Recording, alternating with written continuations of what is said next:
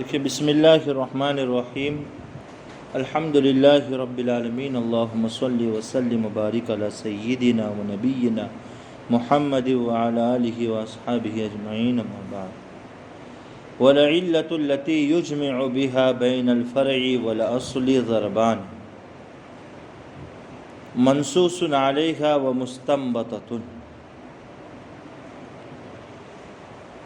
وہ علت جس کے ذریعے سے اصل اور فرع کے درمیان میں جوڑ پیدا کیا جاتا ہے اور اصل کا حکم فرع کی طرف منتقل ہوتا ہے، اس کی دو قسمیں ہیں۔ کتنی قسمیں اس علت کی؟ دو قسمیں، منصوص علیہ علت اور مستنبط علت۔ منصوص علیہ علت اور مستنبط علت۔ منصوص علیہ کا مطلب یہ ہے کہ وہ علت جس کی صراحت و وضاحت نص میں، یعنی قرآن و سنت اور اجماع میں آئی، قرآن سنت اور اجماع میں آئی، اسے منصوص علیہ علت کہتے ہیں۔ اور مستنبط علت کا مطلب یہ ہے کہ قیاس و استنباط کے ذریعے سے جس کا علت ہونا معلوم ہوا ہے، اسے مستنبط علت کہتے ہیں۔ بات سمجھے؟ جیسے ربا میں اشیاء مطعومہ مطعمیت کی علت، شوافع کہتے ہیں منصوص علیہ علت، چونکہ حدیث پاک میں لفظ طعام کا تذکرہ ہے، اس وجہ سے اس علت کو ہم کیا کہیں گے؟ منصوص علیہ علت۔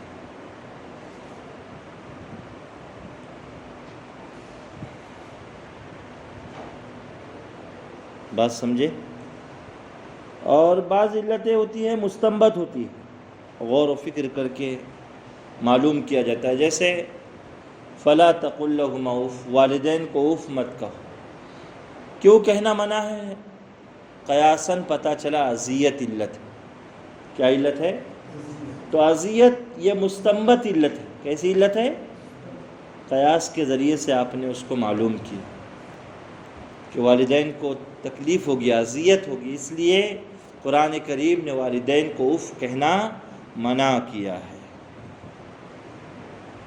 تو یہ مستنبط علت ہے۔ فالمنصوص علیہ کا یہاں انہوں نے مثال دی منصوص علیہ، جیسے حرمت الخمر للشدۃ المطربہ۔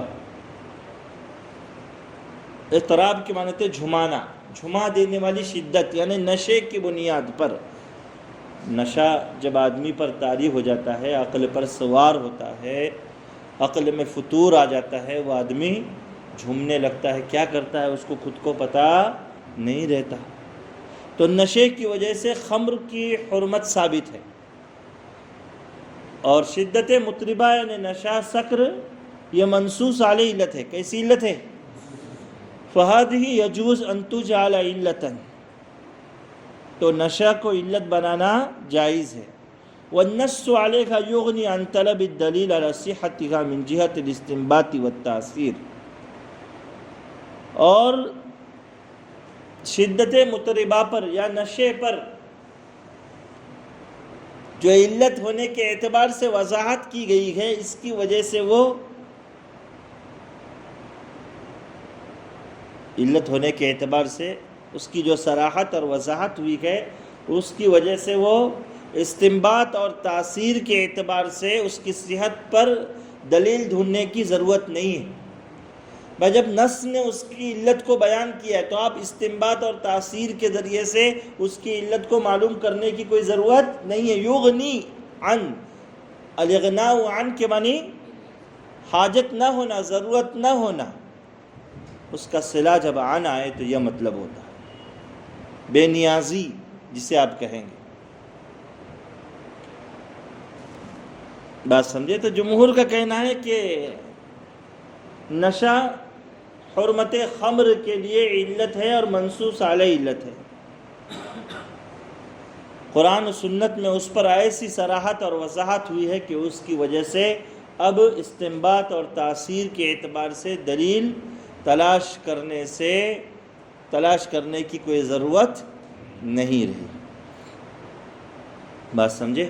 وَمِنَ النَّاسِ مَنْ قَالَ، بعض حضرات کا کہنا ہے لا يجوز ان يجعل المنصوص علیہ علتاً وهو قول بعض نفاة القیاس، منصوص علیہ کو علت نہیں بنا سکتے، منصوص علیہ کو علت بنانا جائز نہیں ہے۔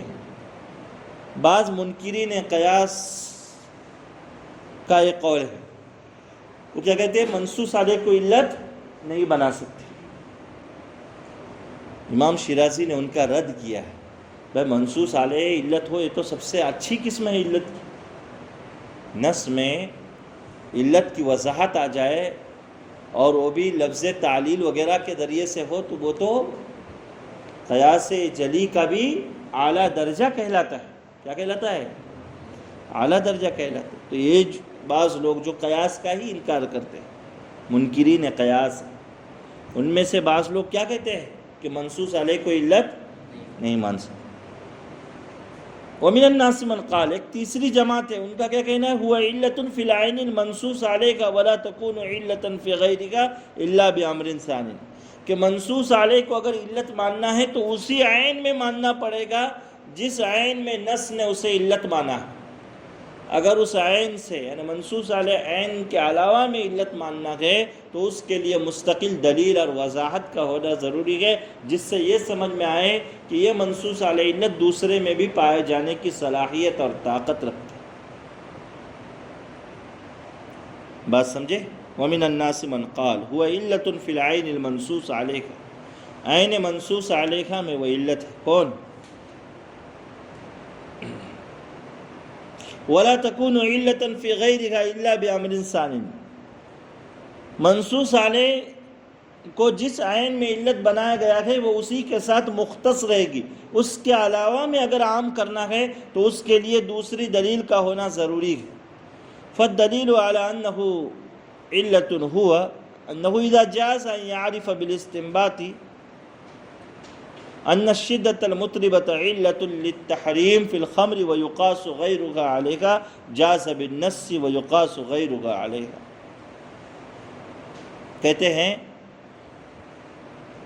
امام شیرازی نے ایک مثال پیش کی کہ ہم دیکھیے استنباط سے بھی علت معلوم ہوتی ہے اور نص سے بھی معلوم ہوتی ہے۔ جو علت استنباط اور قیاس اور اجتہاد سے پتہ چلتی ہے وہ علت اپنی اصل پر منحصر نہیں رہتی، بلکہ اس کو آپ جہاں جہاں نئے نئے مسائل میں اگر لگانا چاہتے ہیں، فٹ کرنا چاہتے ہیں، وہ فٹ ہو سکتی ہے۔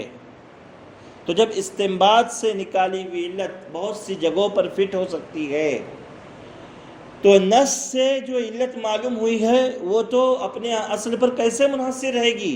با استنباط پھر بھی نص کے مقابلے میں کم درجے کا ہے نا۔ تو جب کم درجے سے معلوم ہوئی علت آپ کئی مقامات پر اس کو چسپاں کر سکتے ہیں، کئی مقامات پر آپ کیا کر سکتے ہیں؟ اس کو چسپاں کر سکتے ہیں۔ تو جو علت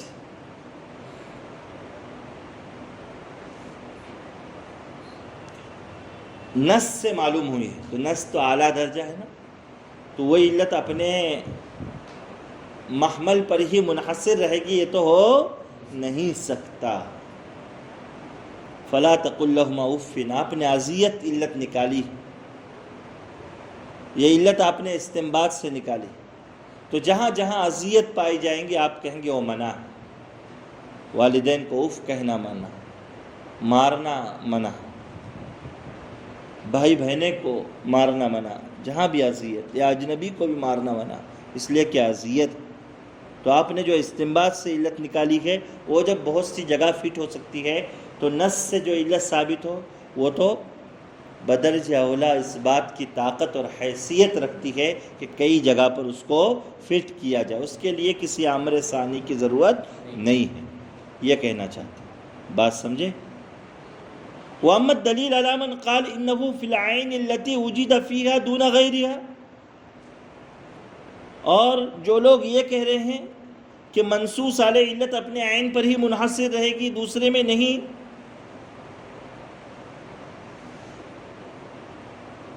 ان کو یہ کہا جا رہا ہے أَنَّهُ إِذَا لَمْ تَصِرْ عِلَّةً فِي غَيْرِهَا إِلَّا بِالنَّصِّ عَلَيْهَا سَقَطَ النَّظْرُ وَالِاجْتِهَادُ، کہ اگر آپ ایسا کر دیں گے کہ جو علت اسی عین کے ساتھ خاص رہے گی تو پھر نظر اور اجتہاد کا معاملہ آپ کو بالکل ختم کرنا پڑے گا، قیاس و استنباط کے دروازے کو آپ کو بند کرنا ہوگا، اور اس کا تو کوئی بھی قائل نہیں۔ خود قرآن کریم کہتا ہے فَاعْتَبِرُوا يَا أُولِي الْأَبْصَارِ۔ حدیث پاک میں نبی کریم صلی اللہ علیہ وسلم نے جو اشارہ دیا حضرت معاذ بن جبل رضی اللہ تعالیٰ عنہ کو، اور صحابہ نے جو بات سمجھی ہے کہ قیامت تک جو نئے مسائل پیش آئیں گے ان کا حل علماء امت قیاس و اجتہاد اور استنباط کی روشنی میں تلاش کریں گے۔ تو اگر آپ یہ کہیں گے کہ وہ علت اسی عین کے ساتھ خاص رہے گی، دوسرے میں نہیں، انہو اذا لم تصر علت فی غیرہا الا بالنص علیہا، کہ وہ علت دوسرے میں پائے جانے کے لیے نص ضروری ہے، سقط النظر والاجتہاد، تو نظر اور اجتہاد کا معاملہ یہ کیا ہو جائے گا؟ ساقط ہو جائے گا۔ کیا ہو جائے گا؟ لأنه اذا نص على انه علت فيها وفي غيرها استغنينا بالنص عن الطلب والاجتهاد، اس لیے کہ جب یہ چیز واضح ہو جائے، لأنه اذا نص على انه علت فيها وفي غيرها، جب یہ چیز پتہ چلی، نص وارد ہو گئی کہ یہ علت ہے اس عین میں بھی جہاں سے اس کو نکالا گیا ہے، یعنی اصل سے اور مقیس علیہ سے، تو وہاں پر بھی علت ہے اور دوسری جگہ میں بھی یہ علت پائے جانے کی صلاحیت رکھتی ہے، تو نص نے جب یہ بات کہہ دی تو اب طلب اور اجتہاد سے ہم بے نیاز ہو، کیا ہو گئے؟ بے نیاز ہو گئے، یعنی جب نص نے وضاحت کر دی تو اب اجتہاد کی کوئی گنجائش وہاں رہتی نہیں ہے۔ تو پتہ چلا کہ کوئی علت، ہر علت اپنے عین کے ساتھ منحصر اور مختص نہیں ہوگی۔ اگر آپ ایسا کریں گے تو قیاس و اجتہاد اور نظر کا باب کیا کرنا پڑے گا؟ بند کرنا پڑے گا، اس کا کوئی بھی قائل نہیں ہے، تو قیامت تک چلے گا قیاس استنباط، نئے مسائل پیش آتے رہیں گے۔ دنیا میں جیسے جیسے ترقی ہوگی، سائنسی اعتبار سے ترقی ہوگی، فلکیاتی اعتبار سے کچھ نئی جو ہے مشاہدات سامنے آئیں گے، تو ترقیات جیسے جیسے ہوگے نئے نئے مسائل پیش آئیں۔ اب نئے مسائل کا حل پرانے پیرائے کے اندر یہ مجتہدین دیں گے، قیاس و اجتہاد اور استنباط کرنے والے دیں گے، اس لیے اس معاملے کو ختم کر کے نہیں چلے گا۔ یا آپ یہ کہیں گے کہ وہ علتیں اپنے اعیان کے ساتھ ہی منحصر رہے گی، اپنے مقیس علیہ پر ہی خاص رہے گی، تو اس سے مسائل حل نہیں ہوں گے۔ بات سمجھ میں آ رہی ہے؟ تو یہ منصوص علیہ علت کی بات ہو گئی۔ تو جمہور نے کیا کہا تھا کہ علت اگر منصوص علیہ ہو، نص میں علت آئی ہے، تو اس کا مطلب کیا ہے کہ اب اس کی صحت پر ہمیں استنباط اور اجتہاد کرنے کی ضرورت نہیں ہے، اس کی صحت پر اجتہاد اور استنباط کرنے کی کوئی ضرورت نہیں۔ بات سمجھے؟ وَأَمَّا الْمُسْتَنبَطَةُ، دوسری قسم ہے علت مستنبطہ، اس میں مثال دی کالشدۃ فی الخمر، جیسے کہ خمر میں نشے کی علت۔ بھائی خمر میں نشے کی علت ایک اعتبار سے منصوص علیہ بھی ہے اور مستنبط بھی، منصوص علیہ بھی ہے اور مستنبط بھی، ورنہ مستنبط کے لیے میں نے ایک دوسری مثال دی تھی فَلَا تَقُلْ لَهُمَا اُفٍّ میں اذیت والی علت۔ بات سمجھے؟ اس لیے کہ قرآن کریم نے جو ہے نا یعنی معانی بیان کی، نشے کا بعین ہی تذکرہ نہیں کیا، حرمت کے وقت میں اس کے معانی اور اسباب ذکر کیے۔ انما الخمر والمیسر والانصاب رجس من عمل الشیطان فاجتنبوہ۔ آگے قرآن نے کیا کہا کہ انما یعنی اس کے ذریعے سے شیطان ان یوقع بینکم العداوۃ والبغضاء فی الخمر والمیسر ویصدکم عن ذکر اللہ وعن الصلاۃ، اس کے ذریعے سے شیطان کیا کرنا چاہتا ہے؟ تمہارے درمیان میں دشمنی، عداوت، بغض، کینہ پیدا کرنا چاہتا ہے، تمہیں نماز سے اور اللہ کے ذکر سے روکنا چاہتا ہے۔ بات سمجھے؟ اور اللہ چاہتے ہیں کہ تم اتفاق سے رہو، اتحاد سے رہو۔ تو یہ سب کس بنیاد پر پیدا ہوگا؟ جب عقل میں خمار آ جائے گا، جھما دینے والی شدت آ جائے گی، تو وہ استنباط والی علت بھی اور یعنی منصوص علیہ علت بھی، دونوں طریقے سے۔ فَإِنَّهَا عُرِفَتْ بِالْاِسْتِنبَاط، استنباط کے ذریعے سے یہ علت معلوم ہے۔ فَهَذَا يَجُوزُ أَن يَكُونَ عِلَّةً، تو اس کا علت ہونا جائز ہے۔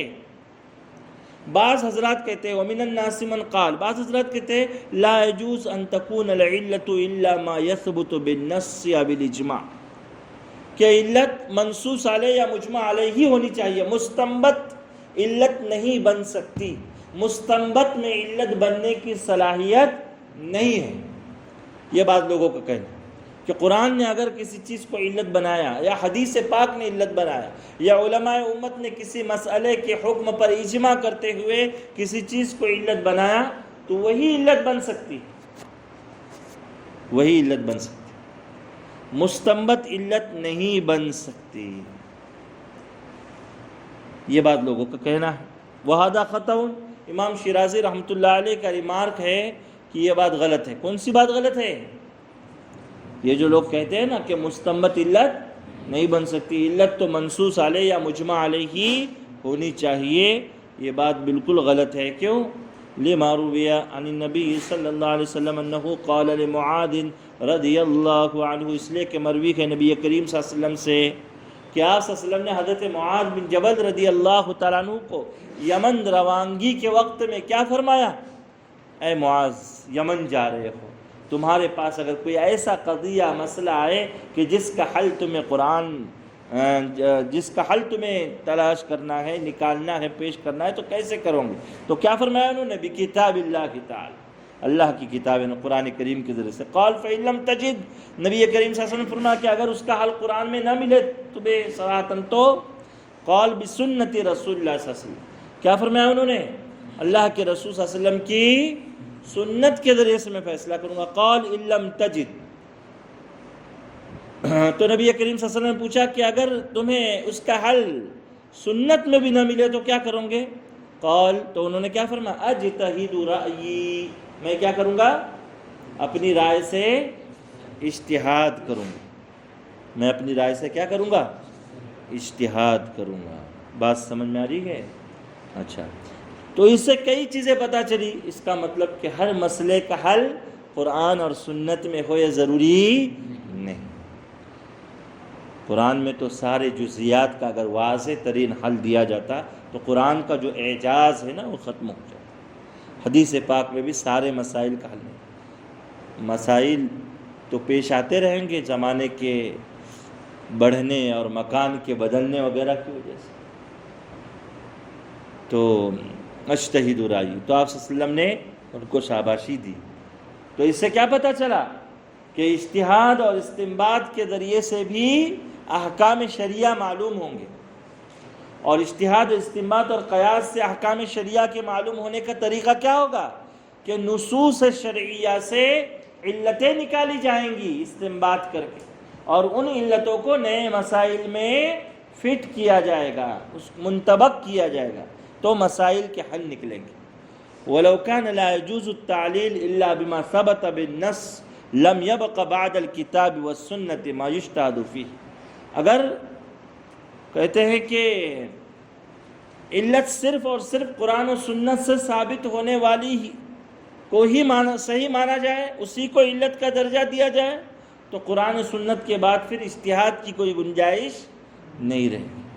قرآن و سنت کے بعد پھر اجتہاد کی کوئی گنجائش نہیں رہے گی۔ اجتہاد کی گنجائش ہونا، اجتہاد کی گنجائش ہونا، یہ اس بات کی دلیل ہے کہ کچھ مسائل ایسے رہیں گے کہ جن کا حل قیاس کی روشنی میں نکالنا ہے۔ بات سمجھ میں آ رہی ہے؟ تو مستنبط کا بھی علت بننا، علت ہونا کیا ہے؟ جائز۔ تو اس بحث میں کیا چیز بیان ہوئی کہ علت جس کے ذریعے سے فرع کو اصل کا حکم دیا جاتا ہے، جو علت جامعہ اور مشترکہ ہو، اس کی کتنی قسمیں ہیں؟ دو قسمیں، منصوص علیہ اور مستنبط، منصوص علیہ اور مستنبت. تو منصوص علیہ کی بھی مثال دی اور مستنبت کی مثال انہوں نے پیش کی.